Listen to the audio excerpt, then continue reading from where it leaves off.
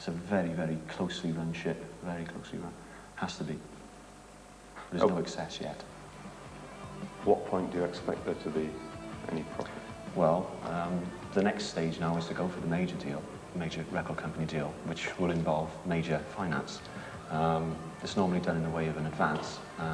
That advance hopefully will be enough to put us at least on wages so that we can commit ourselves 100% time-wise to this too.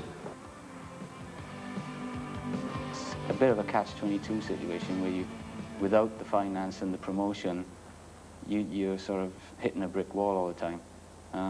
But unless you go out there and actually do it, then you're still hitting a brick wall. So you've got to carry on touring as much as you can, building up your fans, and selling a few records as well.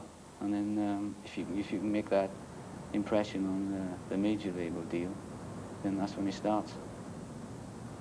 The people they have to convince at shows like this are the record company executives.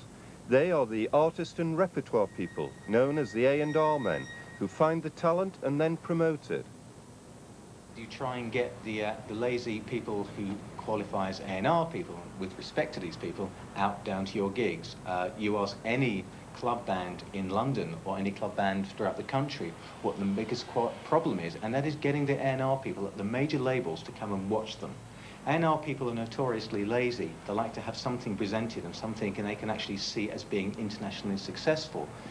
And you have to persuade them to come to a gig such as the Wellington, to watch you, to see the potential, and then to follow it up. And that is a real problem.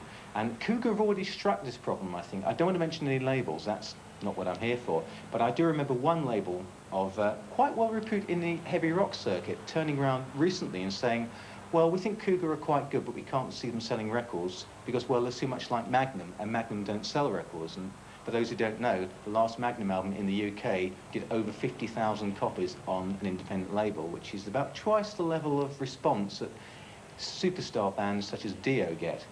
So there is a problem of breaking down the prejudice and proving you can sell records. There are more publicised problems in London.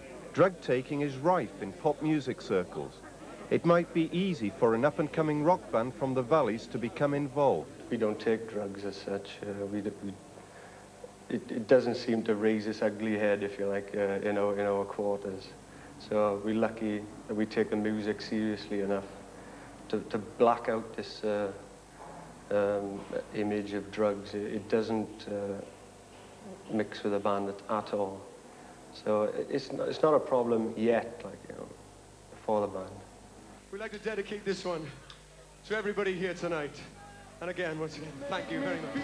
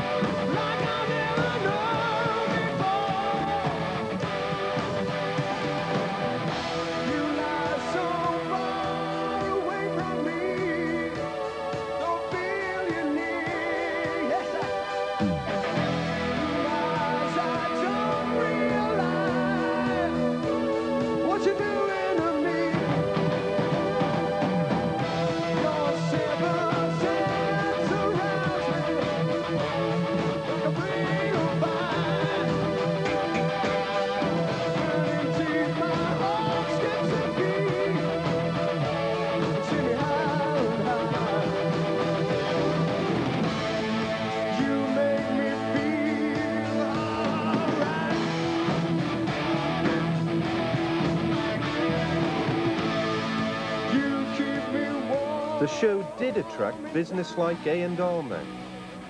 They didn't bring contracts at this stage, but they did have plenty of advice on what the band should do next. They've basically got to try and get their music heard by as many people as possible, and the only way they're going to do that is to get on a record label that's prepared to promote them. Where exactly do you stand in that process? Well, it's people like me that are the first step along that ladder. I usually follow up interest that's already there. I very rarely go to gigs on the off chance that I'm going to see a brilliant band for the future. You know, you usually go there on the basis of a buzz that's already existing, as there was with KOOGA. I mean, I heard about the band through a friend, and I liked them a lot, and I followed it up, saw them live, and I thought they were great. And that's basically how they're going to get a deal. Does that mean that they will get a deal, or is it still in the balance? I think they're good enough to get a deal.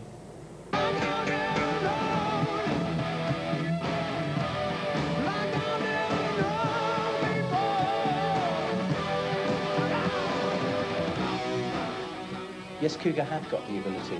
Have they got the determination? We'll have to see. One can stand here and predict that KOOGA in 3 or 4 years' time will be selling 5 million records in America, or will have a #1 single in England. It's not easy to qualify and quantify. I think KOOGA have it, but they have to prove to other people beyond just their fan following that they have, and that's the difficult thing. They're now on to talking to people who don't want to listen, and they have to make them listen. The only way to go is to prove that the following is there, to prove that people will buy the records, the singles, the albums. They will come out and see them and support them. And there is no way around that. One has to work. Work is the essence. And if you've got the songs, the musicianship, and the enthusiasm to back it up, and the organisation, you're on your way. I don't think we'll ever fail. I mean, if there isn't something happening, or if nothing in the immediate future happens to the band, then our musical careers are going to continue. It's not going to be a sort of make or break date or anything like that. You know, I mean, music is in us for the rest of our lives, you know. We're going to carry on, you know, regardless. And we just hope that we can make it together as KOOGA.